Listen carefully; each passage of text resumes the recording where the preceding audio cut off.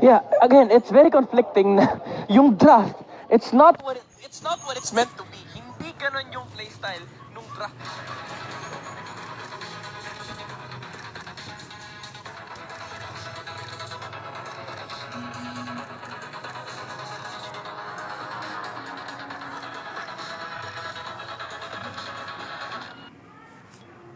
Yeah, again, it's very conflicting na yung draft, it's not what it's meant to be. Hindi ganun yung playstyle nung draft.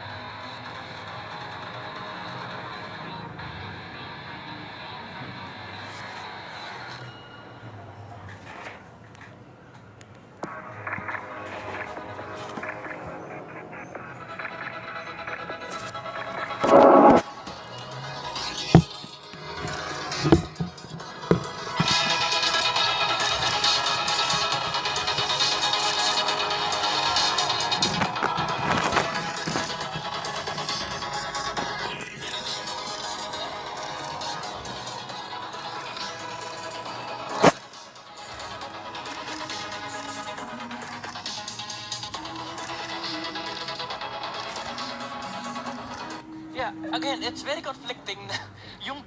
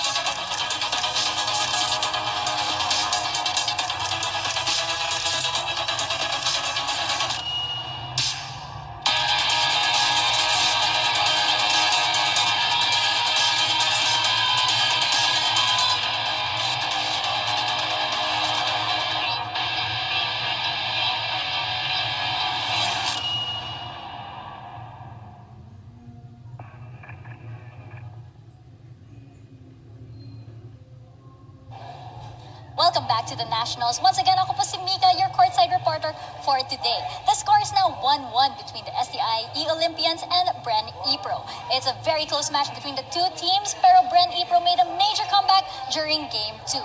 This challenge might be exactly what the STIE Olympians are waiting for. Nakausap po sila before the game and they mentioned na mas masaya daw sila pag nacha-challenge sila, especially against a team that is close to their hearts like Bren Ebro. So be sure you're also watching the broadcast of the Nationals on Pay TV at One Sports and AGG Network via Signal TV and on Free TV at 5 Plus via ESPN 5. We'd also like to thank PayMaya, our official digital payments partner. And of course, if you're following us on social media, it is at PH Nationals on Facebook, Twitter, and Instagram. That's it for my report. Now back to our casters, Midnight and Leo.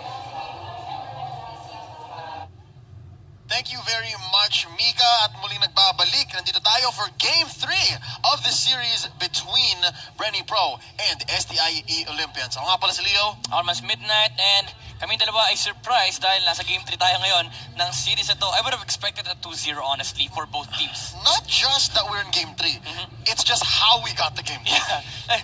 The different story is, for Bren, they got this victory na hindi nila dapat makuha. It's because hindi ito yung gawa ng draft, hindi ito yung ginagawa ng draft, pero ito kasi yung ginagawa ng Bren. Nung Game 1 naman, hindi ito yung ginagawa ng Bren, pero ito yung ginagawa ng draft. So it's very, interesting kung ano yung mangyayari ng Game 3 kasi possibly, makuha nila yung draft, makuha nila yung team plan ng playstyle nila, or hindi nila makuha parehas. And not just Bren, at least even on the side of STIE Olympians, we said that they prefer, they favor the long game. But in Game 1, they ended in under 10. Yeah. Diba? And in Game 2, they actually drafted heroes that would actually prefer the early game. Yeah. Diba? So, what's going on? It's very weird. Let's stop all the stats, all the infos that we have. Just let them play their game. And ito kasi yung nakakatawa sa matchup na to. We don't know how Game 3 will play out. It's because yung mga identity na nakadikit dun sa teams, like Bren Pro, early game, STIE Olympians, just prolong the game. Hindi na natin nasusunod. But I think that's what this is, and that's the beauty of esports, and that's what's so nice about the Nationals. We're always writing new stories. Yeah. We're always making new narratives, and this Game 3 will show us a new destination, a new, storyline for either team. Yep, and with the draft ahead, mga kaibigan, makikita natin the certain ideas of these teams na kung paano nila ipapanalo itong last match ng ating series.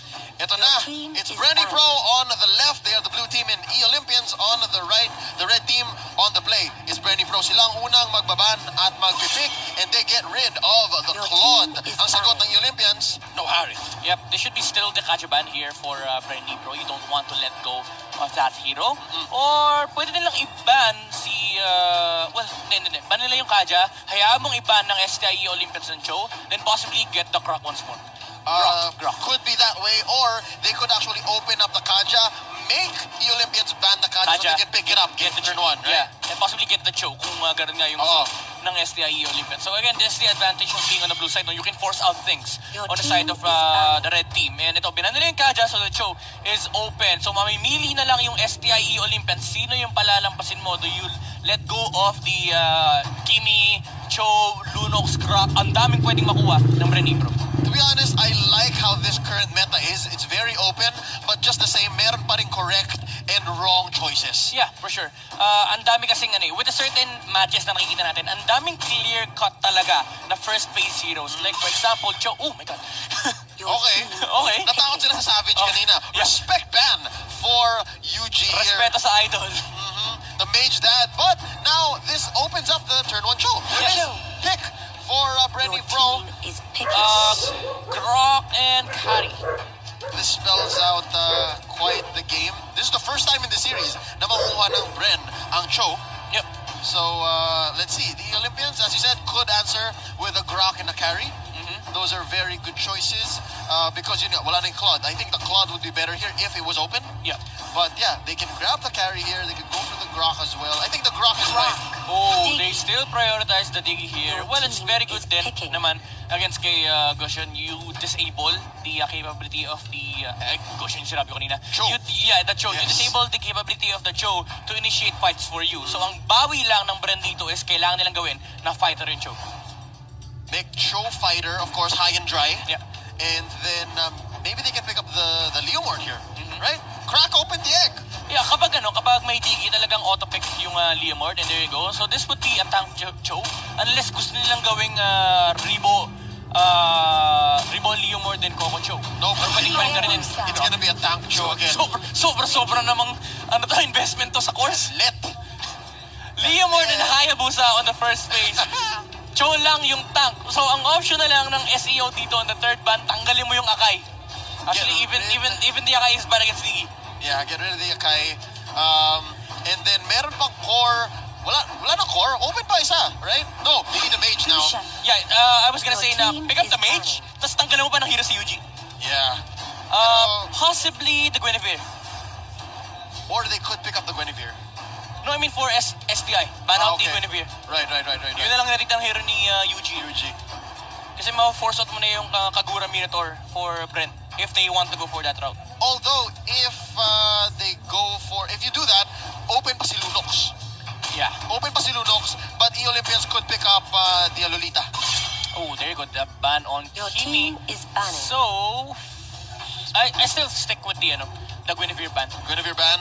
Yeah. And then you think they could pick up a Granger here? Oh, they ban out the Kagura. They let Your go of team the is picking Guinevere. Guinevere. Actually, may Kadita pa. I actually like the Guinevere on Yuji better than the Kadita. Yeah, kasi the idea behind that is you can maximize the mechanical skills of Yuji. Talagang yung capability niya to delete a certain hero even before the team fight starts. Yeah. Yun yung hinahanap ng Bren. So for sure, Harsa. Okay. Bago, classic Bren yan. Tamang hover lang sa mga hero. Pakita lang. Naglalayla yung Bren, guys. Remember. Oh, yan. Pinapakita ng Layla. Tsaka Fanny, syempre. May bagong skin yung Fanny eh. Layla, ang tamang pakita. Pero I'll still stick with the, Guinevere, Palmon. Oh, Lunox. See, okay, so the Lunox Lunox is there. It's safe.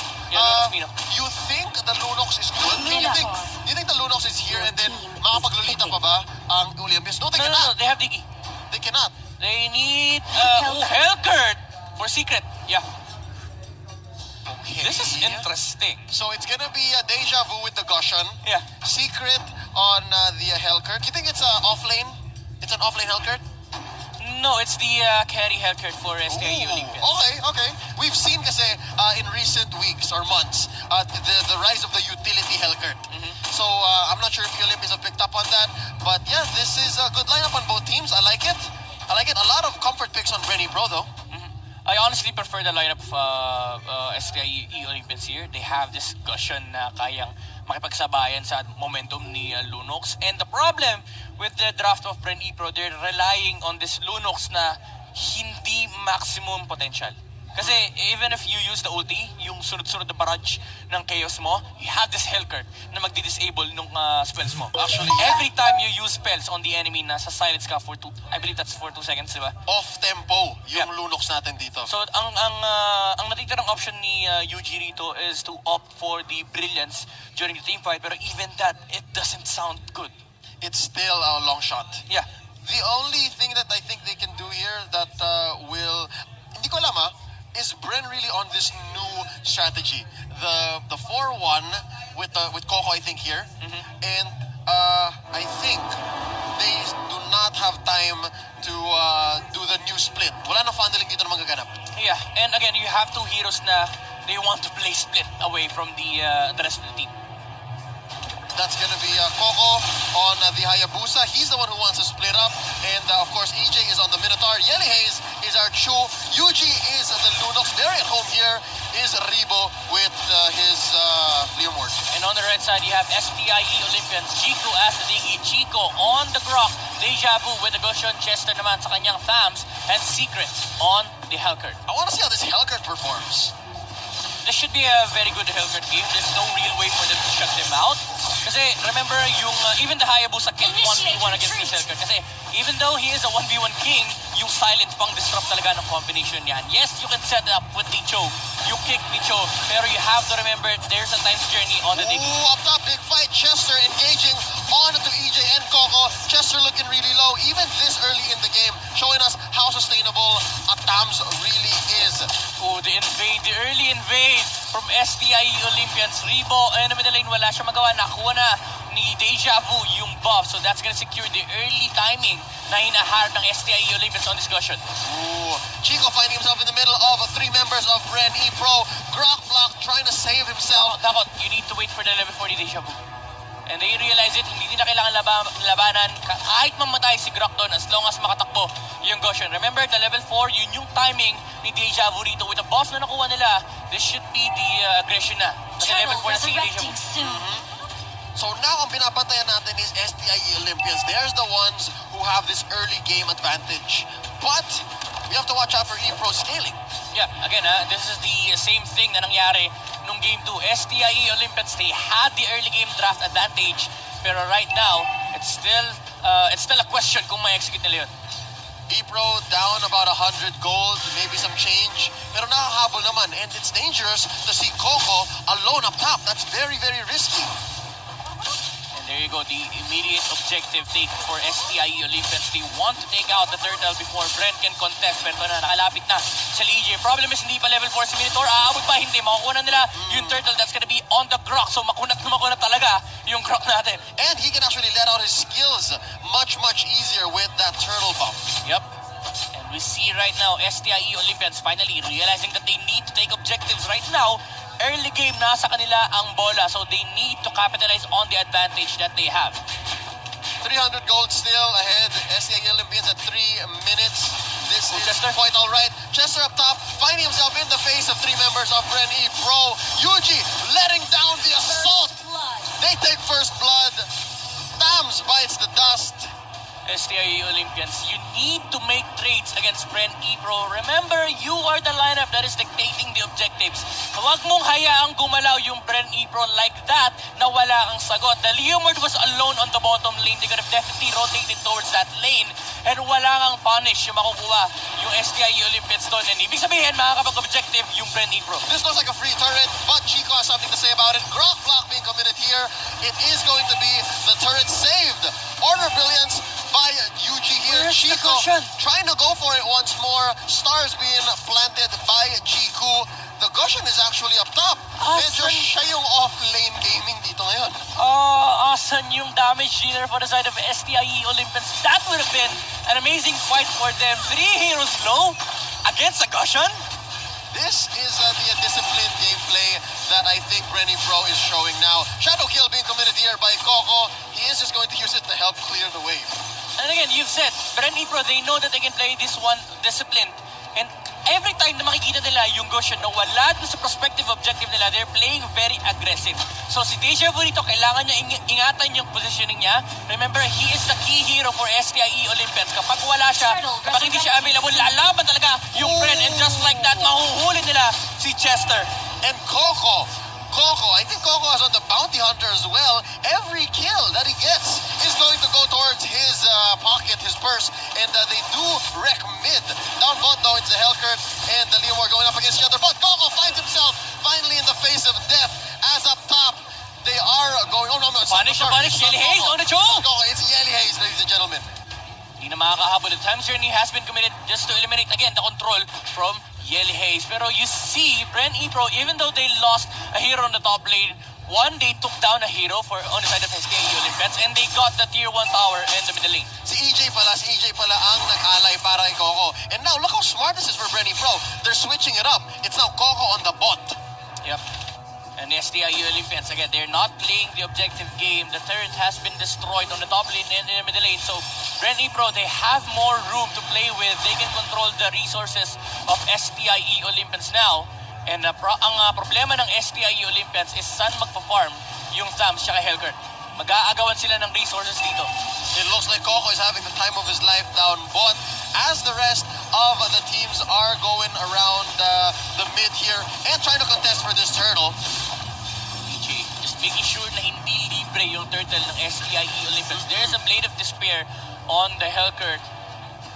Pero again, this hero hindi talaga siya sama muna for the side of STIE Olympians. Dapat kita pasok dito para sa Bren E Pro. The Minon Sphere has been committed pero napatay pa siya ng Goshen. The turtle has been snatched though by the Lunox. They can chase this one out pero hindi na maghahabol ang Bren E Pro. Remember, disciplined play objective yung hanap nila.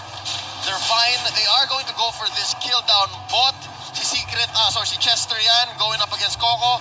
Before the game was paused, Coco actually just committed his shadow kill. When we come back, when we unpause, we might see if Chester bites the dust. STIE Olympians, again, we've mentioned how well they played nung game 1. Continuous objective, just make sure na walang space yung Bren E-Pro. Hindi natin nakita nung game 2 yun, and yun din yung nangyari in this third game. They have the early game draft advantage, pero they're not maximizing the use of their heroes. This is exactly how game 1 went. They were trading heroes for objectives. Yep. Pero baliktad naman yun. Flip the script. It's Bren who's saying, you know what? Sige, kunin mo si EJ. Actually, it's EJ who died twice now. Kaya naging 2-2. And then, focus lang kami dito sa mga Yep. objectives. And Lunox, again, every time na marirealize niya na, uy, wala yung Gusion, nandito sa lane na to, dito ako sa kabila, they're always trading against STIE Olympians. So, technically, you're not losing anything, even though you're giving something to the early game team. At the very least, you're getting something out of nothing. Here we go. We're back into the land of dawn. Oh! But here is quite the reversal. After committing the Conqueror Inferno, Chester takes out Coco down bot. Ribo almost dies. Kung kumama yung sword ni Gusion, he could have definitely dashed in kahit nakasprint pa yung Limor. Pero unfortunately for Ribo, hindi siya tatama nun, and he will live for another day. Yelly Hayes dito knock up on the Gusion, and mapapatay siya ni Lunox dito. Yuji will secure the kill. 3-3 right now is the kill score, and halos pantay lang yung gold natin. Up top, doon natin nakita na medyo the rotation was off, and Deja Vu found himself out of position. That's why 3 members of Bren E-Pro were able to rotate into him. In mid though, it's a tank fight. Suntukan ng mga Brusco. Versus Chico. This is a super heavyweight matchup. Yup, pero ito, mag-isa na lang si Chico dito. And tatlo yung heroes ng Bren E-Pro. Again, information is gonna be abused here by Bren. Alam nila na walang possible reinforcements si Chico, and may iwan pa si Chester. Can they chase though?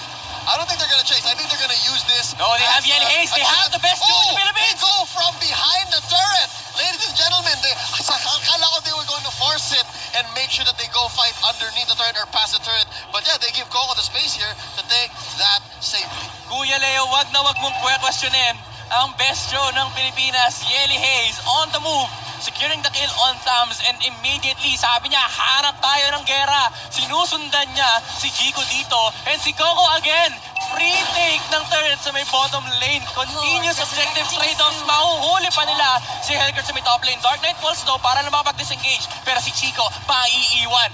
Chico finding some Yelly trouble, Hayes! but up top it's Secret going in, Oh my going God. down. It's Yelly Hayes with the Vendetta. He does not care. He will get his kill. And Chico barely getting away. Ground block to make sure that nobody Deja follows Vu? him through. Deja Vu finding himself in the face of Oh Shadow my Kill. God. It's Coco going in for another, but he cannot finish the job. Si Yelly Hayes sabi niya, ako na nga tatapos. Ito na, si Ako na. Yuji. Sabi niya, guys, tara na, objective na tayo. Laruang Bren lang, mga kaibigan, and si Limord, hampas lang ng tore, wala akong pakialam kahit mamatay ako dito. They need to take this turret right now, and they are going to try to focus it down.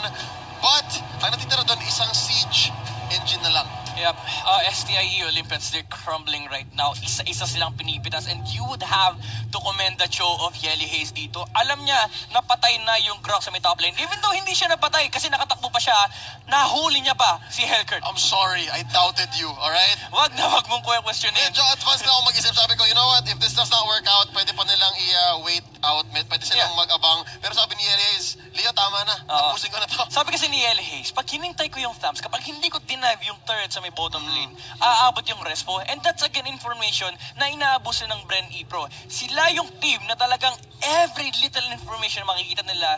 Kahit isang hero yung nawawala sa mapa, there's a clear objective na naka-underlie dun sa condition na yun. Kapag na-clear out yun, sabi ni Yelly Hayes, diba, nawawala yung mga heroes, tara, dive in natin. So every information may nakalatag na, oh guys, ito yung gagawin natin.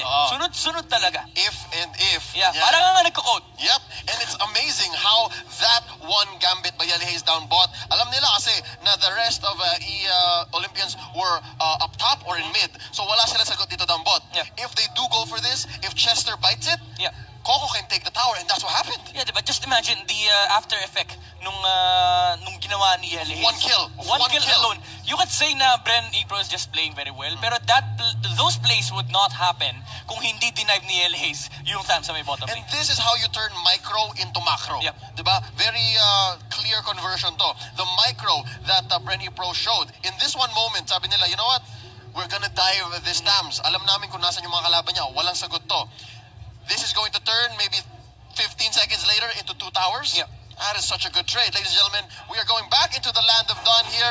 This turret is just waiting to go down. STI Olympians are going to try to defend this. Yep, they want to defend. Yung Hellguard natin di pa sumasama daw for STIE Olympians. So wala pa silang pan-disrupt ng teamfight ng Bren E Pro. EJ just soaking up the damage output of STIE Olympians right now. Pero sabi nila po, kontrolin na lang natin yung resources ng STI. EJ here doing very well to defend and of course poke out the front lines. Blade of Despair being picked up by Coco. Ladies and gentlemen, sobrang sakit na po ng ninja na to. And just look at Yeli Hayes constantly looking for a target here. Bawal kayong lumabas. May bouncer sa jungle nyo. Kahit ilang stars yung itanim mo sa mga damuhan, tatalon ka pa rin ni Yeli Hayes and mukhang makakita siya ng target dito. Tatlo yung naamoy niya. Unfortunately, medyo malayo yung kanyang mga kampe. So, disiplina lang for Bren as they just need to clear out the objectives. Ayan, tumalon. Yep. Sa turret. Okay na to. Pow! Let me kick this in, alright? Fleeting time being picked up by Jiku. That's quite the late fleeting time, if you're gonna ask me. At 10 minutes. Ang dala lang niyan for STIE Olympians is faster cooldown on the time's journey. Pero even then, lalaban ka ba sa Bren E Pro ngayon? Chico being bursted down by the Lunox. Unfortunately, naubos na yung duration ng ultimate ni Lunox. Pero even then, they want to fight. Remember, may brilliance pa si Lunox dito. She still has it. Actually, ang nawawala lang is Minoan Fury. May shadow kill pa. So if actually Coco finds anyone off kilter, off position, they are going to bite it. Look at the items right now. Heptases, Blade of Despair. He has the rapid boots. So whoever he locks down on is going to be slowed down. He is going to get his break. Yep. And I like this one, no? The choice of Lunox, yung Genius one. Even though medyo contradicting kasi may Hellguard, kasi hindi niya basta-basta may lalabas yung kanyang Chaos. Pero the thing is, kada bato niya ng skill niya, nababawasan yung magic defense ng STIE Olympians. So even the Grok would melt against the Lunox. Yuji here being very, very comfortable. But yeah, the real story of this game, 11 minutes in, is Yeli Hayes on that show. He's such a threat. No matter what angle you go in from, kailangan mo magbantay. Meron bang Yeli Hayes sa paligid? Scouting out the heroes here ng STIE Olympians. As much as possible for Bren E Pro, they'd want to take a team fight right now. A team fight is the key here for them to go for their next objective, which I think is the Lord. Yep. They're just zoning out STI para hindi sila makalabas again. Just control the resources na pwedeng makuha and nahuli si Chico dito. Pero again, that's a Grok. It's very hard to take down this hero. Yeli Hayes trying to go for it, but instead faces the wall. He is going to disengage. Medyo kulang sila dito. But yeah, all the lanes are blue, Midnight. All the lanes are currently in favor of Bren E Pro. This is classic Bren, no? Push out all three lanes. Put as much pressure yes, as you can. Wala kang pakialam kahit may mamatay. As long as all lanes are pushing in, you can take Lord, Turtle, safely, whatever you want. Hindi makokontest dyan na kalaban mo. Pero yun nga, their damage is actually off from Lord. They are mostly in mid now, and they might get this team fight that they've been asking for. Oh, wala yung Leomord, so this might not be a favorable team fight for Bren E Pro. Pero nung pumapasok si Yeli Hayes, he wants to find the proper target. Pero the Grok is in front of the face ng Bren E Pro. There's a 2-3-man Minoan Fury coming in. Coco has committed Shadow Kill, not just yet. Time Journey pala, inaantay muna.